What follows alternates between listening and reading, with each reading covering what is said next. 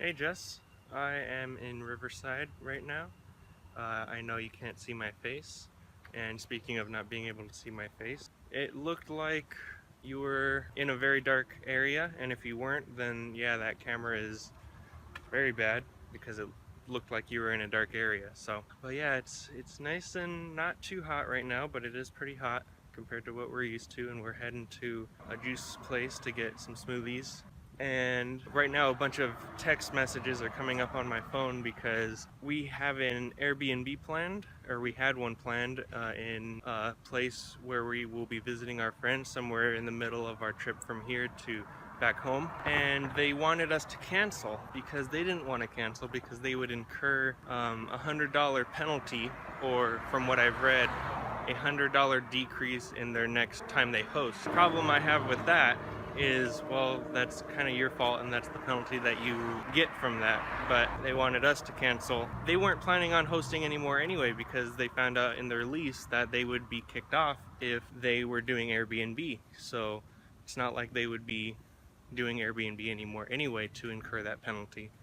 So I didn't want to ding on my reputation, my social reputation on Airbnb, because that's kind of the currency that is used. It's trust and social currency. And so we had it back and forth for a while, and finally I was like, I'm just gonna call Airbnb and see how it could be resolved easier.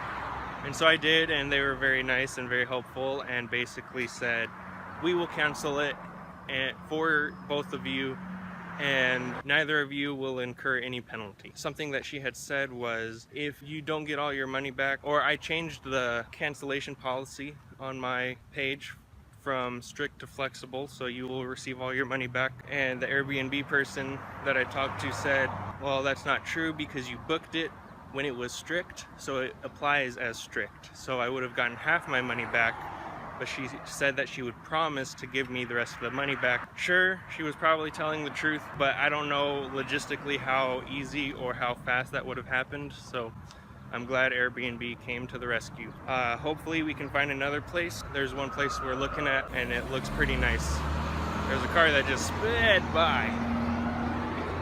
So now we're waiting to cross the street. Little bird's taking a bird bath in the gutter. But anyway, have a good weekend, have a great Friday, and I will see you later. Bye, Jess.